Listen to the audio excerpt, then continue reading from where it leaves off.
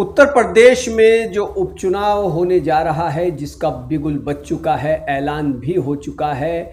Samajwadi party कई सीटों पर प्रत्याशी घोषित कर चुकी है और अब भारतीय जनता पार्टी की सूची भी जारी होने जा रही है। बहुत जल्द भारतीय जनता पार्टी भी उपचुनाव में अपने प्रत्याशियों के नामों का ऐलान करने जा रही है। खुद भाजपा के उत्तर प्रदेश के अध्यक्ष ने दिल्ली में एक महत्वपूर्ण बैठक के दौरान इस बात को मीडिया के सामने कहा कि जल्दी ही उत्तर प्रदेश विधानसभा उपचुनाव में जो चुनावी मैदान में प्रत्याशी भाजपा की किस्मत आजमाएंगे, उनके नामों का ऐलान होने जा रहा है। अंतिम मोहर उनके नामों पर लग चुकी है कि किसको कहां से चुनावी मैदान में किस्मत आजमाने का मौका मिलेगा। इसको लेकर पूरी चर्चा हो चुकी है, तैयारी हो चुकी है, सिर्फ उनका नाम का ऐलान होना बाकी है। अगर यहाँ पर जो उपचुनाव होने जा रहा है, हार और जीत किस में होती है ये तो आने वाला वक्त बताएगा। इसके बारे में कुछ भी कहना भी जल्दबाजी होगा। लेकिन जो आंकड़े सामने आ रहे हैं, जो अंदाजे लगाए जा रहे हैं, उसके मुताबिक उत्तर प्रदेश के विधानसभा उपचुनाव में कांटे की टक्कर भाजपा और समाजवादी पार्टी के बीच रहने वाली है। अब यहाँ पर समाजवादी पार्टी और कांग्रेस क्या मिलकर उपचुनाव लड़ते हैं? कांग्रेस उपचुनाव लड़ती भी है या नहीं, ये भी अभी तक पूरी तरह तस्वीर साफ नहीं है।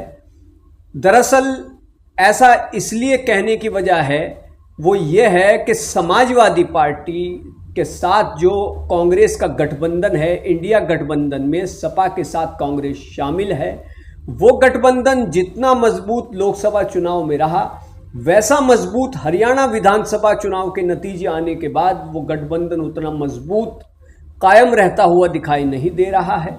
क्योंकि अखिलेश यादव ने बगैर कांग्रेस से बात किए कई सीटों पर अपने प्रत्याशियों के नाम का ऐलान कर दिया, जबकि कांग्रेस पार्टी 10 विधानसभा उपचुनाव जो 10 विधानसभा सीटों पर जो उपचुनाव होगा, उसमें से 5 सीटों पर अपने प्रत्याशी उतारना चाहती थी। लेकिन अखिलेश यादव अब तक 7 सीटों पर 6 या 7 सीटों पर अपने प्रत्याशियों के नामों का ऐलान कर चुके हैं। तो जाहिर सी बात है कि कांग्रेस के खाते में मात्र 2 सीटें आने की संभावना जताई जा रही है। और ये भी चर्चा जोरों पर है कि कांग्रेस पार्टी क्या उत्तर प्रदेश में विधानसभा उपचुनाव सपा के साथ मिलकर लड़ेगी, या फिर वो अलग नज़रिया इख्तियार करती है, या वो उपचुनाव लड़ेगी भी या नहीं। क्योंकि अगर समाजवादी पार्टी से सीटों को लेकर कांग्रेस सहमत नहीं होती है, तो फिर अगर वो अलग उपचुनाव में अपने प्रत्याशी उतारती है, तो जाहिर सी बात है कि सपा और कांग्रेस का जो गठबंधन है वो टूट जाएगा, उसमें दरारें पड़ जाएंगी। तो इसलिए हो सकता है कि कांग्रेस पार्टी उत्तर प्रदेश में विधानसभा उपचुनाव ना लड़े, लेकिन इसके चांस कम ही नज़र आते हैं। वैसे अखिलेश यादव तो कई सीटों पर अपने प्रत्याशियों के नामों का ऐलान करने के बाद भी कह चुके हैं कि हमारा गठबंधन तो कांग्रेस से पूरी तरह से मजबूत है, हम तो गठबंधन में शामिल हैं। अब बहरहाल ये पॉलिटिक्स है, यहाँ पर कभी भी कुछ भी हो सकता है। तो कीजिए ऐसी खबरों के लिए मानव जगत लाइव को सब्सक्राइब। धन्यवाद।